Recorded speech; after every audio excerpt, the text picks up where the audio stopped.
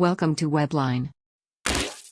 अपने दूसरे मिशन के लिए सियानियो और ल्यूरेन को किसी दूसरे सिटी में जाना था, इसलिए सियानियो नेथरगेंग से कहती है कि तुम यहाँ से चले जाओ, तुमने हमारी काफ़ी मदद कर ली है, मुझे और तुम्हारा कोई भी एहसान नहीं चाहिए।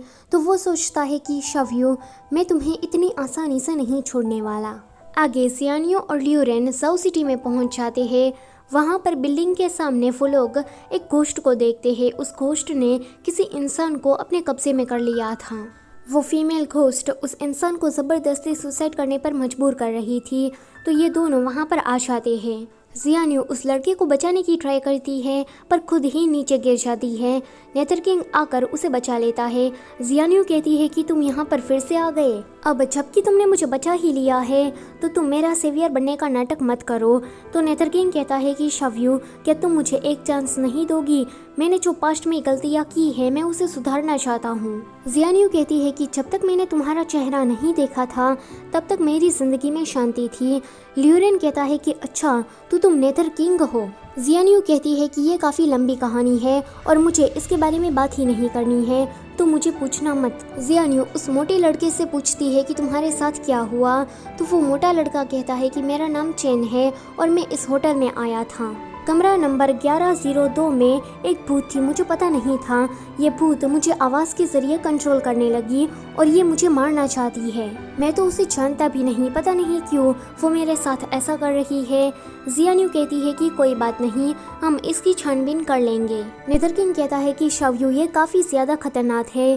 तो जियानियो कहती है कि थैंक्स मुझे बचाने के लिए, पर मुझे तुम्हारा और कर्जा नहीं चाहिए। एंड आज जो तुमने मेरी जान बचाई है उसके बदले में मैं तुम्हारे लिए भी कुछ करूंगी। और एक सबसे ज़रूरी बात, अब मैं एक नॉर्मल इंसान हूँ, मेरी कोई भूतिया जिंदगी नहीं है, तो मैं तुम्हारा अटेंशन पाने के लायक नहीं हूँ। नेथरकिंग कहता है कि शव्यू, मैं तो बस। तो जियानियो उसकी बात को काटते हुए कहती है कि मैं थक गई हूँ, मुझे यहाँ पर इसी होटल में रुकना है। वो ल्यूरेन की ओर देखकर कहती है कि मैं सबसे पहले जा रही हूँ। वो चली जाती है। उसके जाने के बाद ल्यूरेन नेथरकिंग से कहता है कि मुझे लगता है कि तुम्हारा चांस यहाँ पर लग सकता है, तो गिव अप मत करना। फिर वो सियानियो का नाम प्लाम प्लाम चलाते हुए वहाँ से चला जाता है। नेथरकिंग कहता है कि मुझे पता है कि मेरा चांस लग ही जाएगा, तुम्हें मुझे याद दिलाने की ज़रूरत नहीं है। अगले दिन ये लोग ब्रेकफास्ट कर रहे थे। जियानियो ल्यूरेन से कहती है कि सीनियर, मैंने यहाँ पर होटल में एक अफवाह सुनी है कि कमरा नंबर 1102 में किसी स्टूडेंट ने आत्महत्या कर ली थी। ल्यूरेन कहता है कि चेन ने कल रात जिस रूम का जिक्र किया था ये तो वही है ना? जियानियो कहती है कि हाँ, ये वही है। मुझे ऐसा लगता है कि इस रूम के अंदर ज़रूर कोई इविल स्पिरिट होगी, हमें उसे जल्दी से पकड़ना होगा। तो ल्यूरेन कहता है कि ये खतरनाक होगा, हमें बैकअप तैयार कर लेना चाहिए। ये दोनों ही नेथरकिंग की ओर देखते हैं। नेथरकिंग कहता है कि तुम लोग मेरी ओर क्यों देख रहे हो? नेथरकोर्ट इसमें दखलंदाजी नहीं कर सकता। तो ल्यूरेन कहता है कि प्लम, अगर मुसीबत में हुई तो क्या तुम उसे बचाने के लिए नहीं आओगे? जियानियो कहती है कि सीनियर, मैंने आपसे कितनी बार कहा कि इसे हवा की तरह इग्नोर करो, आप समझते क्यों नहीं? वो कहता है कि हाँ, अब मैं समझ गया।